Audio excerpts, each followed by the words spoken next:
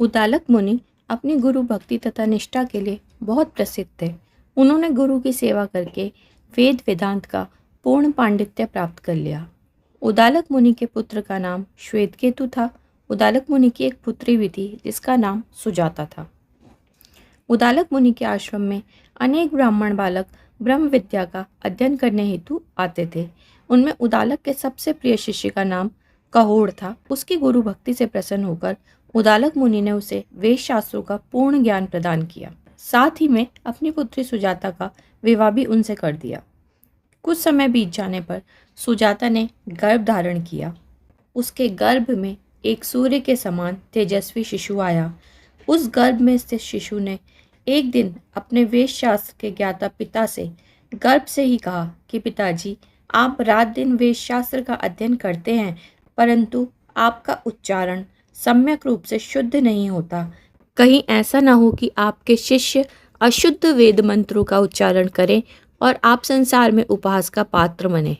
शिष्यों के मध्य बैठे हुए उदालक मुनि ने अपने ही पुत्र के ऐसे अपमानजनक वचनों को सुना तो वे तिलमिला गए कि उन्हीं का पुत्र उन्हें उपदेश दे रहा है, वह भी जो अभी पैदा ही नहीं हुआ। उसी समय उन्होंने गर्भस्थ शिशु को शाप दिया कि तू गर्भ में रहते ही ऐसी टेढ़ी मेढ़ी बातें करता है, इसलिए जा, तू 8 अंगों से टेढ़ा मेढ़ा हो जा। और ऐसा हुआ भी, अर्थात पिता के शाप देने पर शिशु 8 स्थानों से टेढ़ा मेढ़ा पैदा हुआ, इसलिए उनका नाम अष्टावक्र रख दिया गया।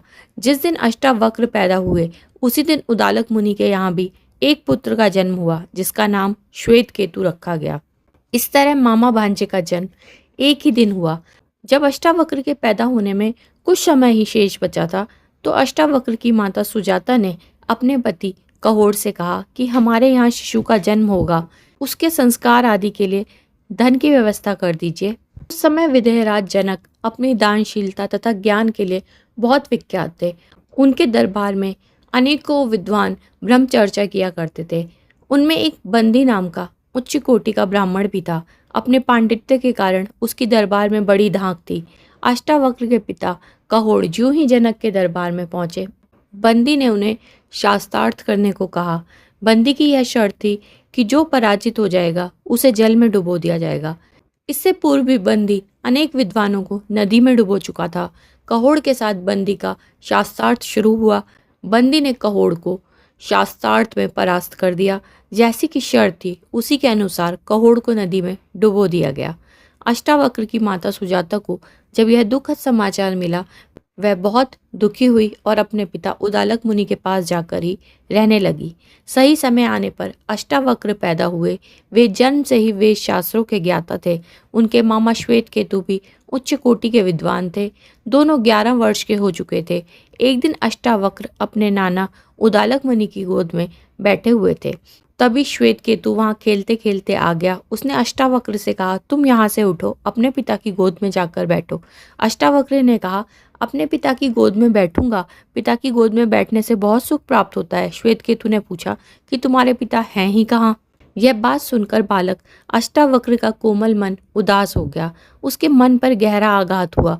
वह अपनी माता सुजाता के पास पहुंचा और कहने लगा, मेरे पिताजी कहाँ हैं? उनका नाम क्या है? इस प्रश्न को सुनकर माता की आंखों में आंसू आ गए। आंसू भरी आंखों से उन्होंने कहा, बेटा, तुम्हारे पिताजी को बंदी ने शास्त्रार्थ में हराकर उन्हें नदी में डुबो दिया है। मैं ऐसी अभागिन हूँ जो तुम्हें तुम्हारे पिता के दर्शन भी नहीं करा सकी।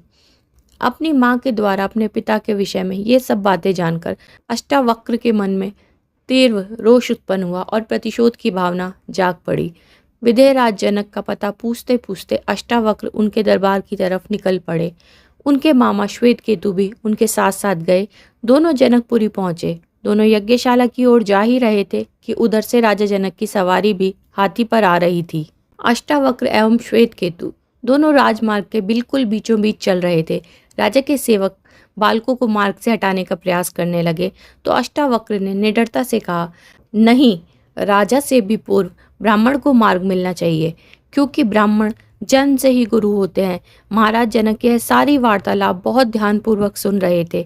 तत्पश्चात अष्टावक्र तथा श्वेतकेतु यज्ञशाला के द्वार पर पहुंचे तो द्वारपाल ने उन्हें बालक समझकर रोक दिया और कहा कि बालक अंदर नहीं जा सकते, यहाँ सिर्फ वृद्धों का ही प्रवेश होता है। अष्टावक्र ने ओजस्वी स्वर में कहा, सिर के बाल सफ़ेद हो जाने से कोई वृद्ध नहीं बन जाता, और बालक होने पर भी अगर किसी को परम सत्य का ज्ञान हो तो वह वास्तव में वृद्ध होता है। राजा जनक उन दोनों बालकों के पीछे पीछे चल रहे थे। वे उनकी सारी बातें सुनते चले आ रहे थे। अष्टावक्र ने राजा की तरफ देखा और कहा, मैंने आपके विषय में बहुत सुना है, और यह भी सुना है कि एक बंदी नाम का ब्राह्मण विद्वानों से शास्त्रार्थ करता है, और शर्त भी होती है कि उससे जो शास्त्रार्थ में पराजित हो जाए उसे जल में डुबो दिया जाता है। मैं उस बंदी नामक ब्राह्मण से शास्त्रार्थ करने की इच्छा रखता हूँ। शर्त भी मुझे मान्य है। इसके बाद अष्टावक्र और बंदी का शास्त्रार्थ प्रारंभ हुआ। अष्टावक्र ने अपने तीक्ष्ण तर्कों से बंदी को पराजित कर दिया। अब शर्त पूर्ण करने की बात आई तो अष्टावक्र ने कहा, मैंने सुना है आज तक आपने अनेकों ब्राह्मणों को जल में डुबो दिया है। शर्त के अनुसार मैं भी आपको जल में डुबो दूं, पर ऐसा नहीं करूंगा। आपने ऐसा क्यों किया? आप मुझे इसका कारण बताइए। उसी समय बंदी ने विनम्र भाव से कहा, ब्रह्मज्ञानी बालक, ब्राह्मणों को जल में डुबोने का तात्पर्य कुछ दूसरा ही था। वह यह था कि मैं वरुण का पुत्र हूँ। मेरे पिता वरुण अपनी विभावरी नामक नगरी में एक विशेष प्रकार का यज्ञ कर रहे हैं। उस यज्ञ में पृथ्वी के विद्वान ब्राह्मणों की परम आवश्यकता थी। मैंने ब्राह्मणों को जल में डुबोकर मारा नहीं, बल्कि वे सब मेरे पिता के यहाँ यज्ञ पूर्ण करा रहे हैं। यज्ञ पूर्ण होने पर वे सभी पुनः पृथ्वी पर वापस आ जाएंगे, और हुआ भी ऐसा ही। समय आने पर सभी ब्राह्मण अपने अपने घरों को वापस लौट आए। उक्त कथा इस तथ्य को प्रकट करती है कि अष्टावक्र का ज्ञान पुस्तकों, पंडितों तथा समाजों से अर्जित किया नहीं था, अपितु पूरा का पूरा वह स्वयं लेकर ही पैदा हुए थे।